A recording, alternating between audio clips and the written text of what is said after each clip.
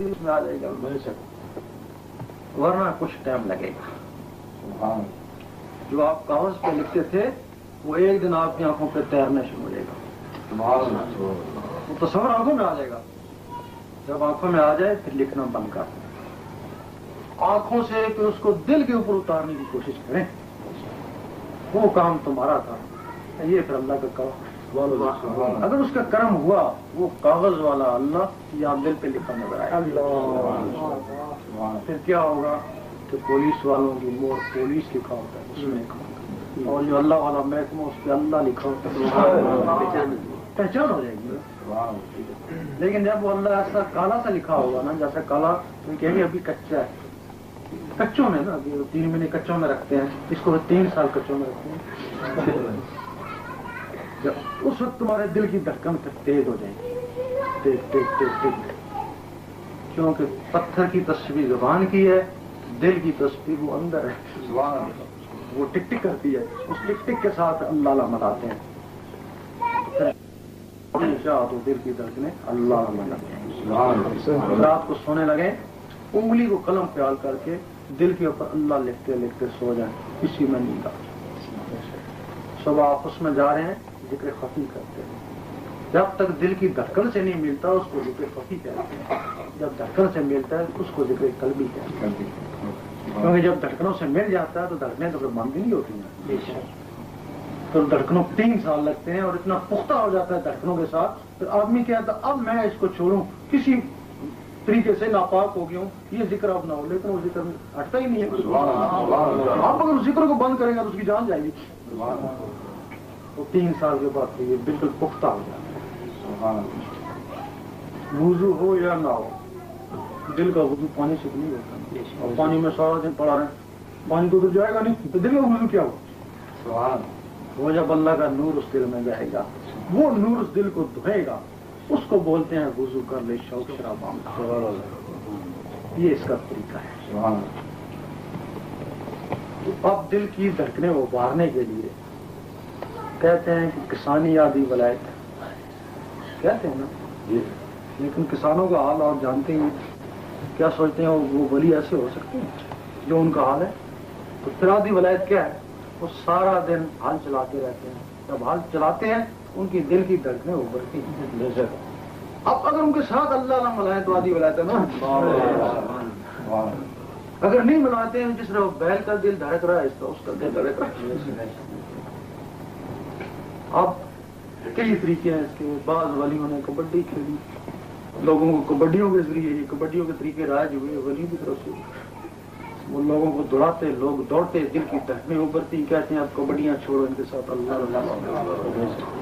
کئی بزرگوں نے نیزہ بازی کرائی، دل دھڑکیں گے، پھر کہا دھڑکنوں کے ساتھ اللہ ملاؤ. اور کئی بزرگوں نے دیواریں بنائی، صبح بنائی شام کو کھائی، گرا دو صبح بنائی. جب دیکھا آپ دل ابھر آیا، کہتا اب دیوار کو چھوڑ، اب اللہ. لال شہباز قلندر نے لوگوں کو نچایا.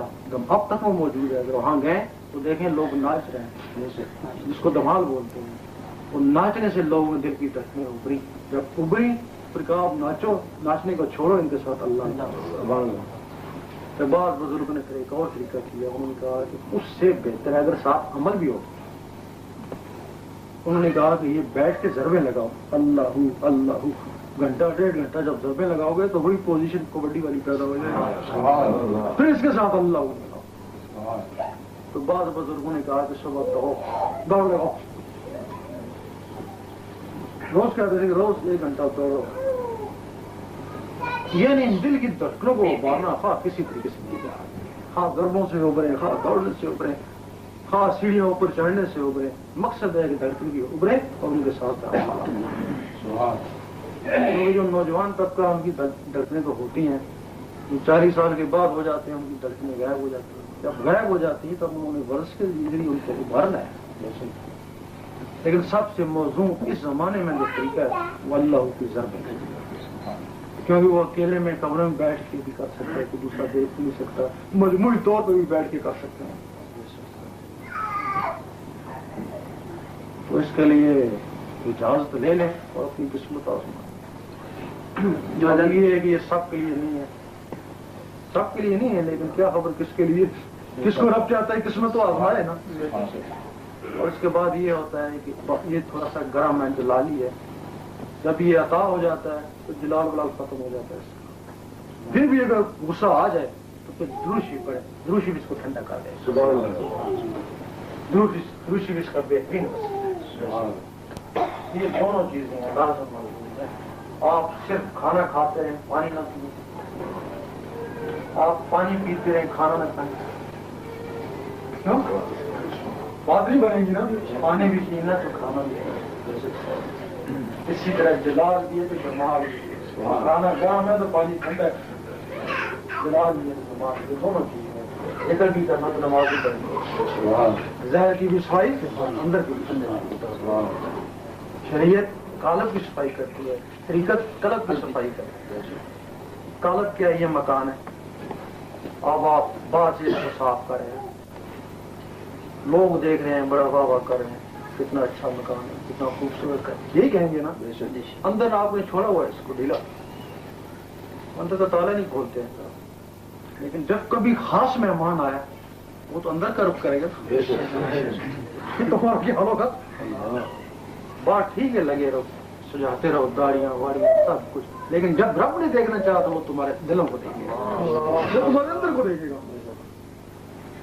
اس وجہ سے جس کو رب کو دیکھنا ہے تو اس کو بھی تو صاف رکھنا ہے. جس کو دنیا دیکھتی ہے اس میں کتنے ہوشیار ہو، اور جس کو رب نے دیکھنا اس کی خبر ہی کوئی. تو اس کے لیے ذکر لیں اور قسمت ذکر لو آ جائے. جو ذکر دیتے ہیں آ جائے. پہلے اگر میں کسی کے ذہن میں کچھ سوال ہو کسی صاحب کے ذہن میں کوئی سوال ہو تو وہ شاید سے کر سکتے ہیں. اینی کوشچن جو لکھنے کے لیے فرمایا اس کے لیے کل جان پڑے، لیکن وہ تصور تو بھی آگے آئے گا نا.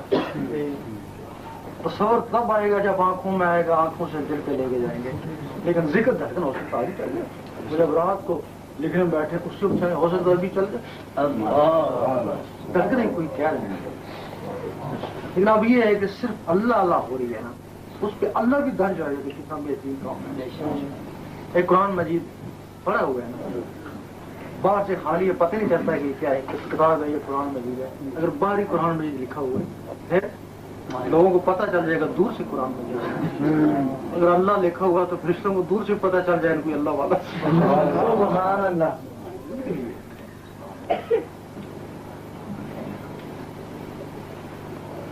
اور کوئی سوال کرنا چاہیں تو کر سکتے ہیں.